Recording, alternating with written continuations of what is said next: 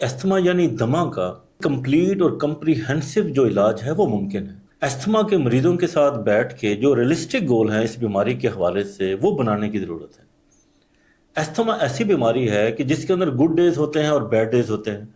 Good days वो होते हैं कि जिसके अंदर मरीज हेल्दी फील कर रहा होता है, उसे सांस लेने में दुश्वारी नहीं होती, उसे सीने में जकड़न महसूस नहीं होती। बैड डेज वो होते हैं कि जिसके अंदर ये अलामात होती हैं मरीज को, उसकी नींद डिस्टर्ब हो जाती है, उसकी चेस्ट विजी हो जाती है, उसे सीटी की आवाज़ें आना शुरू हो जाती हैं। तो अब कंप्लीट और कम्प्रीहेंसिव इलाज का जो कंसेप्ट है वो ये है कि ऐसे फैक्टर्स और ऐसे ट्रिगर्स को आइडेंटिफाई किया जाए कि जिसकी वजह से ये बैड डेज आते हैं। तो हम अपने सेंटर के ऊपर जो हमारा एडवांस रेस्पिरेटरी और स्लीप सेंटर है, हमारा फोकस ये होता है कि आप मरीज की कंप्लीट असेसमेंट करें। मरीज की जो पूरी लाइफ रूटीन है, उसकी डेली रूटीन है, उसको स्क्रीन किया जाए। उसकी फूड हैबिट्स क्या हैं, वो क्या खाता है, क्या उसके अंदर कोई ऐसी खुराक शामिल तो नहीं है जो इन्फ्लेमेटरी मार्कर्स को बढ़ाती है, जो एलर्जी ज़्यादा करती है। उसकी स्लीप की रूटीन क्या है, उसका स्क्रीन टाइम क्या है, उसकी फिजिकल एक्टिविटीज़ क्या हैं। उसके घर के अंदर इन्वायरमेंट को एक एक चीज़ पूछना और उसको आइडेंटिफाई करना कि उसके अंदर कोई ऐसे ट्रिगर्स और फैक्टर्स तो नहीं है कि जिसकी वजह से उसकी जो अस्थमा की अलामात हैं वो आ रही हैं।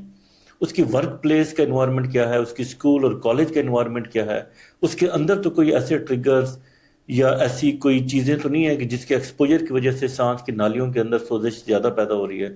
उसका प्रोफेशन क्या है, उसके इर्द गिर्द का जो माहौल है, जिस जगह पे वो काम करता है या रहता है, उसके अंदर तो कोई ऐसा एक्सपोजर तो नहीं है। उसकी मेंटल स्टेट क्या है, क्या वो साइकोलॉजिकली ज़्यादा स्ट्रेस और एग्जाइटी तो नहीं है उसकी लाइफ के अंदर। कंप्लीट असेसमेंट होना मरीज की वो बहुत ज़रूरी है ताकि आप मरीज का एक कम्प्रीहेंसिव इलाज कर सकें।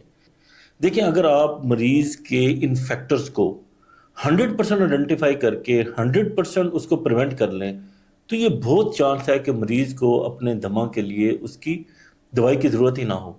जितना ज़्यादा आप इन फैक्टर्स को आइडेंटिफाई करेंगे उतना ही मरीज का जो अस्थमा की अलामात है, उसका कंट्रोल, उसके अटैक, उसको उसका फ़ायदा होगा। फिर मरीज को ये गाइड करने की ज़रूरत होती है दवाई के साथ कि उसने अपनी रूटीन कैसे रखनी है, कौन सी खुराक उसने खानी है, कौन सी खुराक उसने नहीं खानी।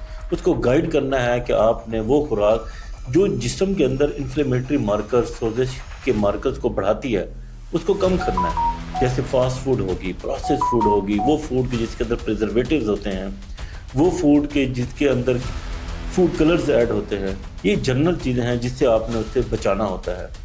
आपने उसे high fibre diet, fruit, vegetable, उसके अंदर आपने उसको लेके आना होता है ताकि उसकी खुराक के अंदर उसे गाइडेंस हो।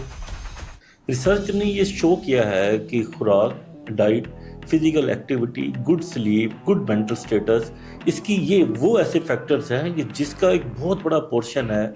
इवन के जो इनहेलर का और जो दमा की दवाई है उससे भी बहुत बड़ा पोर्शन है अपनी लाइफ स्टाइल को मॉडिफाई करना, इन चीज़ों को छोड़ना। तो अब इसके लिए मरीज से बात करनी पड़ती है, उसको एक एक चीज़ के बारे में गाइड करना पड़ता है। और अगर वो दवाई ले रहा है तो उसने दवाई कैसे इस्तेमाल करनी है, सही तरीका क्या है उसको इस्तेमाल करने का, उसकी कॉम्प्लिकेशन से कैसे बचना है, वो उसे गाइड करने की ज़रूरत होती है। कंप्लीट और कम्प्रीहेंसिव जो तरीका इलाज है दमा का, सांस की एलर्जी का, अस्थमा का, उसमें मरीज़ की कंप्लीट असेसमेंट होना हिस्ट्री के ज़रिए, उसको प्रॉपर फिजिकल एग्जामिनेशन होना उसके ज़रिए, और फिर उसको एक मुकम्मल गाइडेंस देना कि उसने अपनी इस बीमारी को कैसे लेके चलना है, उसको गाइड करना। और फिर उसने इसकी कॉम्प्लिकेशन से कैसे बचना है कि खुदा न खास्ता उसको फेफड़े के अंदर कोई फंगस पैदा हो जाए, उससे बार बार इन्फेक्शन हो, फेफड़े की झिल्ली के अंदर हवा ना जमा हो जाए, खुदा न खास्ता उसका दमा जो है वो लाइफ थ्रेटनिंग अस्थमा में ना कन्वर्ट हो जाए। उसका जो दमा है जो अभी कभी आता है और कभी चला जाता है, वो परमानेंट सांस की दुश्वारी में ना कन्वर्ट हो जाए।